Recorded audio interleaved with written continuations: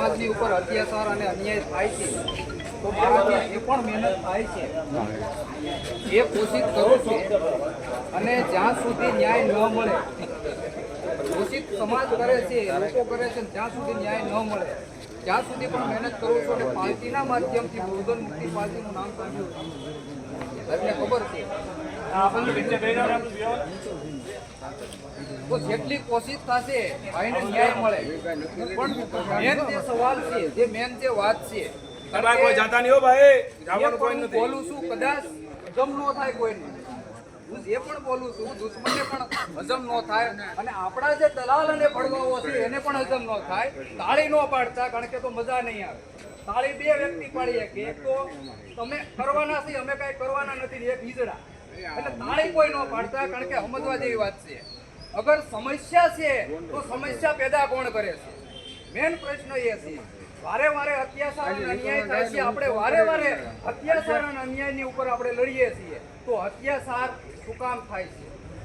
કારણ કે જે બ્રાહ્મણોની જે પાર્ટી જે છે, જે આરએસએસ ના માધ્યમથી જે પાર્ટીઓ જે નિર્માણ કરવામાં આવી છે, એ લોકો નથી ચાહતા કે તમને હક અને અધિકાર મળે. તમને હક અને અધિકાર મળે, કારણ કે જે વર્ણ વ્યવસ્થા બનાવી છે, જે જાતિ વ્યવસ્થા બનાવી છે, એ લોકો નીચ બનાવવા માંગે છે. અને હજી જે સંવિધાન લાગુ છે, સંવિધાનને ખતમ કરવા માટે જે મનુસ્મૃતિ જે હતી ખતમ નથી થઈ, તો ઈવીએમ નામની મનુસ્મૃતિ લાગુ કરી દીધી.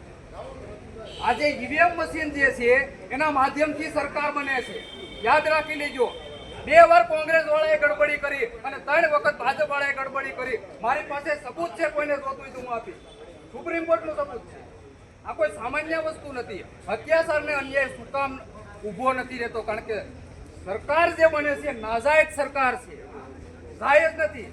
આ નાજાયજ સરકાર છે, કારણ કે સરકાર જે બને છે પોલીસ વાળા હોય એની ઉપર એક કંટ્રોલ હોય છે, પાવર હોય છે ઉપરવાળા. કોનો? બ્રાહ્મણ. ચોખ્ખું નામ લઉં છું, બ્રાહ્મણનો પાવર હોય છે, ફોન કરે છે. આઈએસ આઈપીએસ કલેક્ટરો એના દાદા પર 600 જજ છે હાઈકોર્ટ અને સુપ્રીમ કોર્ટના, કદાચ વકીલો અહીંયા છે, ખબર હશે. એમાં 582-83 બ્રાહ્મણો છે. કઈ રીતે ન્યાય મળે?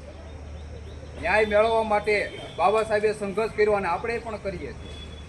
વ્યવસ્થા જ્યાં સુધી નહીં બદલે ત્યાં સુધી આ સમાજની અંદર અત્યાચાર પહેલા પણ થતા હતા, અત્યારે પણ થાય છે.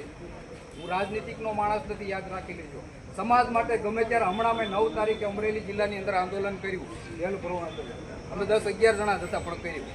વાલ્મીકી સમાજની જે આતંકની અંદર ઘટના બની હતી એ પણ કોરોના હતો અને અહીંયા આચાર સંહિતા લાગી હતી, એ પણ આંદોલન અમે કર્યું અને જેલમાં ગયા હતા. પણ ક્યાંક ને ક્યાંક આપણા જ લોકો એની સાથે સંકળાયેલા છે. અને બ્રાહ્મણ એ ષડયંત્ર રોજ કરે છે, કારણ કે હું ખુલ્લો બોલવાવાળો વ્યક્તિ છું. મને માનવાનો ડર નથી, કારણ કે હું ભગતસિંહને માનવાવાળો વ્યક્તિ છું. બાબા સાહેબને માનું છું, ભગતસિંહને માનવાવાળો વ્યક્તિ છું, કારણ કે ભગતસિંહ અંગ્રેજોની સામે લડાઈ લડતા હતા. પણ જ્યારે ખબર પડી ત્યારે ભગતસિંહને ફાંસી આપવામાં આવી. હું ગલત લડાઈ લડી, હું ભગતસિંહને માનવાવાળો વ્યક્તિ છું. કારણ કે જ્યારે અંગ્રેજોનું રાજ હતું ત્યારે બ્રાહ્મણો એવું કહેતા કે તમારી સમસ્યા જે છે એ અંગ્રેજોના કારણે સમસ્યાનું સમાધાન નથી થતું. આજે અંગ્રેજ નથી, ક્યાં ગયા? આજે અંગ્રેજ નથી, આજે બ્રાહ્મણ છે. સમસ્યા એ નહીં, કોઈ પણ સમાધાન નથી થતું. કોઈ ટાર્ગેટ કરે કે ન કરે, હું ઈવીએમ અને બ્રાહ્મણને પહેલા ટાર્ગેટ કરું છું. શું કરવા? કારણ કે એના કારણે આગળ જો એ સાહે તો એ ગિરફ્તારે થાય અને ફાંસીની સજાઈ પણ મળી શકે છે. કારણ કે વકીલ હોય એને વધારે ખબર હોય છે. એ સાહે સરકાર તો એને પકડી શકે છે, એને જેલમાં નાખી શકે છે, પણ એ નહીં કરે. કારણ કે એને રાજનીતિ કરવી છે. હિન્દુ મુસલમાન 21 જગ્યાએ બ્રાહ્મણોએ બોમ્બ બ્લાસ્ટ કરેલો છે.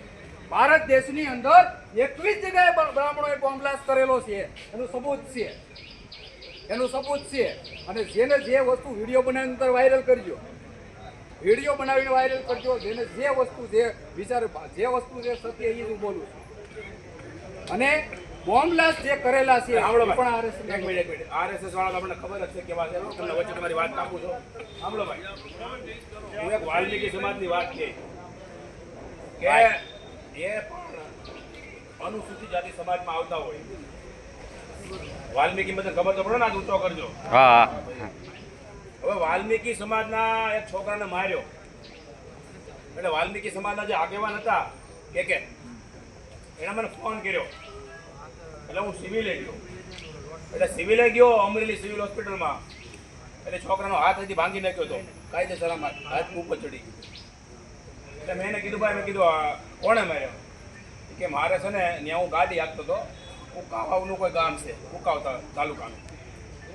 તમે વિચાર કરો. તો એ યુવાનને મેં કીધું ભાઈ, મિત્રો જો એક પટેલ હતા, એક કોઈ કાઠી સમાજના એક ભાઈ હતા. એને કીધું ભાઈ કે ભરતભાઈ